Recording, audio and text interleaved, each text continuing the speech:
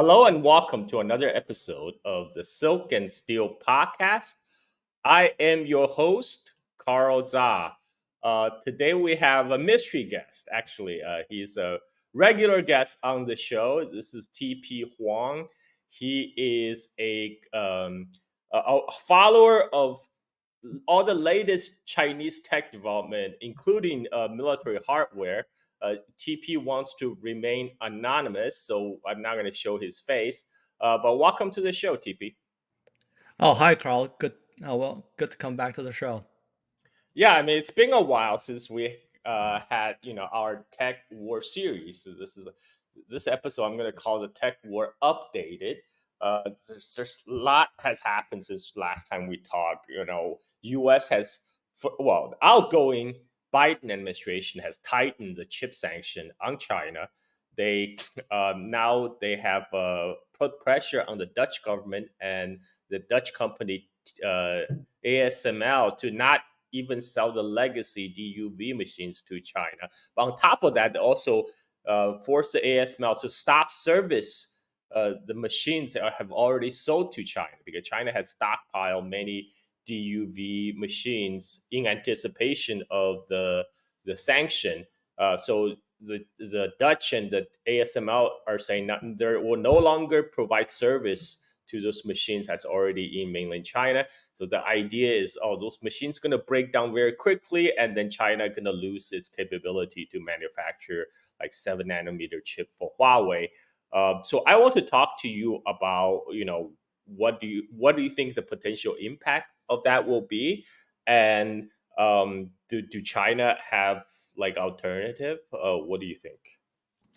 Yeah. So first of all, I think anytime that you buy a machine and uh, the seller doesn't maintain them, it obviously makes the maintenance process a little more difficult. But as we've seen with SMIC, um, their main fab that does a 7 nanometer hasn't been serviced since 2022, and by the American companies. And somehow they're still operating all this time, and it seems like there's no reduction in their output. And I would say that as we've seen in the past, China has been cut off by America multiple times for various industries. The most famous of this was the S-70 Blackhawks after Tiananmen Square, and they managed to get S-70 operational for like 20 plus years afterward without any American support. For So people like there's a who are not in tune to this, the U.S. used to have very close military cooperation with China. This throughout 1980s because this is when China was firmly in the anti-Soviet camp with U.S. So U.S. actually did some tech transfer. They sold Blackhawks to China, but after 1980 Tiananmen protests, U.S. has cut off these military ties and all these military cooperation with China. So that's a very good example. In not only China were able to keep those U.S. Um, hardware operating, but uh, China now makes their own helicopter based on the Blackhawks. So that's a great example. Um, but I want to switch topic a little bit about there was a big news when Huawei came out with its latest AI chip and the claim that it's just as good as Nvidia chips. Huawei is challenging Nvidia with a new chip for artificial intelligence, according to the Wall Street Journal. Huawei has reportedly told potential clients that the chip is comparable to Nvidia's H100. The battle for AI supremacy is intensifying, and Huawei's latest chip might be a game changer. With the Ascend 910C, Huawei is challenging Nvidia's dominance in a move that could have far-reaching consequences for the tech industry and beyond. And then there was a teardown of the Huawei latest AI chip. And according to the US, they think it was actually manufactured by TSMC, Taiwan Semiconductors. So from the policy side, US is now putting the screw on Taiwan and TSMC to threaten them with punishment from US if they continue to do business with China, with mainland China. What do you, what's your take on that? Yeah, so I think the entire the report that came out from Bloomberg was a little strange because there was a Tech Insight article of a teardown of the original Ascend 910, which was actually fabbed in TSMC back in 2020. And there wasn't actually, and me and a couple other guys actually looked through the website and we couldn't see any report of a teardown of Ascend 910B, which is the one that SMIC has been working on, and definitely not Ascend 910C, that the more recent one. So we think is that's just a Bloomberg reporter actually not understanding what's going on. Now, I would say that in general, the new chip, from what I can see, in the computation power, it's pretty good. It's up there with H100, but in terms of what we call the chip-to-chip interconnect speed is a little slower. So what we think is that the H100 is probably better for training than Ascend 910C, but Ascend 910C is a very good chip for like inference. So you need chips to basically train the models, and after you train them, then you need inference chips to actually run the models. And when you're running the models, you don't need these chips to communicate with each other as much. So that's why like a lot of the Chinese AI companies, they have they have both H100, A100, and they have the Huawei chips. So the whole U.S. claim, rationale for the chip sanction is to stop Chinese AI development. So what you're saying is the further sanctions will probably have minimum impact on the Chinese AI development. Am I reading that right? Yeah, I think the Biden admin is getting the sanction people are getting a little desperate, to be honest, um, because what we're seeing is they have no issue actually smuggling in as many H100 as they want. The rental price of H100, there was an FT article about this, in China was actually cheaper than America. So that just gives you an idea of Wow. how abundant H100 is in China. Like they have no issue just like bringing like 100 at a time until they get like, apparently someone was speculating they have over 300,000 H100 in China, if you think about it. So there's no issue with that. And if you look at the like, I work in AI industry now. I just changed my job a while back, and one thing I noticed is that in terms of the actual like chat bots and things like that, the Chinese models do seem to be a few months behind. Not a big deal, just a few months behind. But things like video generation and coding, they're like right on top. Like in terms of QNs, like the Tianwen, the one that Alibaba makes, and they open source on on the internet.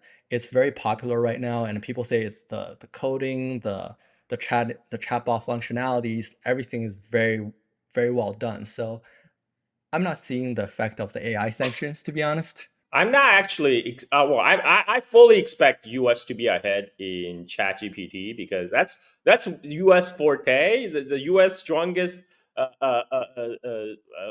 point now is making PPTs, right? It's like uh, word salad. That's where ChatGPT comes from. ChatGPT, PPT, that's U.S. forte, but it looks like the Chinese AI development is concentrating on like manufacturing, automation of factories, etc. Actually making things. This is the real difference between like China and United States. Like because the, and I think Chinese culture as well. The Chinese side focus more on the results, on making tangible stuff. Do you see any? Would you like to speculate if there will be any change under the Trump administration when it comes to like chip sanction and tech war and stuff? I don't really see there's any changes. I would assume that it'll just be much of the same. They might sanction a little more, but it doesn't really matter at this point. And they have to make a decision at some point whether they want their chip companies to survive or not. I mean, Intel is having a lot of issues right now, and if they get um, yeah, if they get blocked in China, they probably are not going to survive. So I mean, I think Intel is just going to be nationalized at some point. If Intel were to survive, Intel will survive as a state-owned enterprise in America. I hear that Gelsinger is actually really kissing Trump's ass right now to try to get some subsidies and stuff like that. Yeah, but I mean, like U.S. they're trying to trying to copy industrial policy, but they're from China, but they're doing it such a half-ass way because it's U.S. I mean, it just does not work. You know, it won't work with the U.S. system. So yeah, I don't fully expect them to succeed. So when would you like to speculate if or maybe would you like to talk about progress China has made to find alternatives to like the AS, ASML monopoly on DUV and EUV machines, for example, that used to make advanced chips? Well, I mean, in terms of the lithography machines, they're definitely making some progress on this. There was a report um, just a few months ago that they said the 65 nanometer version is fully in production. It's been tested, it's in high volume production and stuff like that. And there's definitely fabs using it. And the supply chain is ramping up production for the lithography machines right now. In terms of the immersive one, which you use for 28 nanometer and 14 nanometer or even better, that one I think it's probably they're SMIC is testing it out. Some other people are testing it out at the moment, and in my opinion, at least, that it's I'm not too concerned about this. I think they've gotten enough stocked up and they're close enough to having it working, the domestic version working that in a couple years people just look back and see how silly this entire thing is, and the people in Netherlands will probably be crying in a few years when they realize ASML lost its monopoly because of U.S. pressures on them. Well, I just saw news. Volkswagen cars were intercepted by U.S. custom because it contains Chinese components, specifically Chinese chips and Chinese software, and pretty that's pretty crazy development. You know, that means Volkswagen factory in China would not be able to export to U.S. anymore. All the German, this is part of U.S. Effort to force its ally to decouple with China, of course.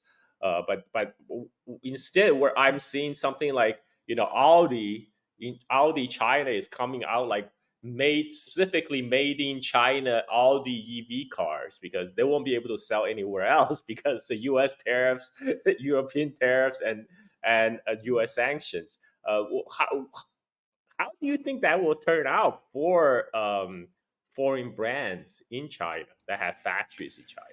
Yeah, like I'm not really convinced that this will work out for America just because in terms of the European brands and the biggest, the most best example of this is Stellantis. They're working with Leap Motor to use Leap Motor's technology in their global brand. So all the cars that they sell in Europe and stuff like that will use Leap Motor technology. So I would be very surprised if Volkswagens and Audis and BMW's cars um, in Europe will not be using Chinese technology in the future, because once you develop that technology in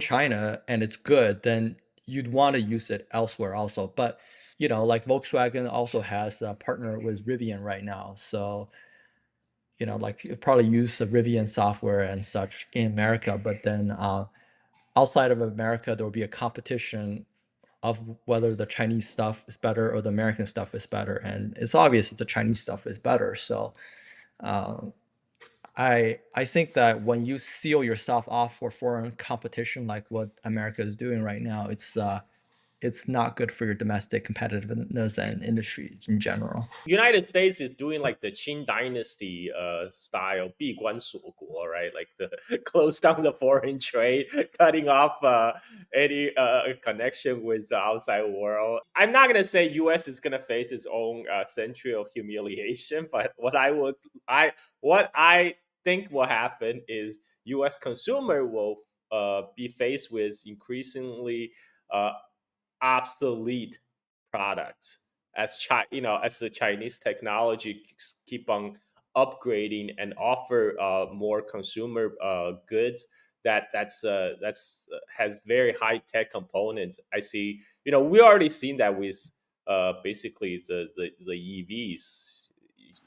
The EV sales on US actually going down, and I don't think it's even practical to push for EVs in US because US power grid won't be able to support it.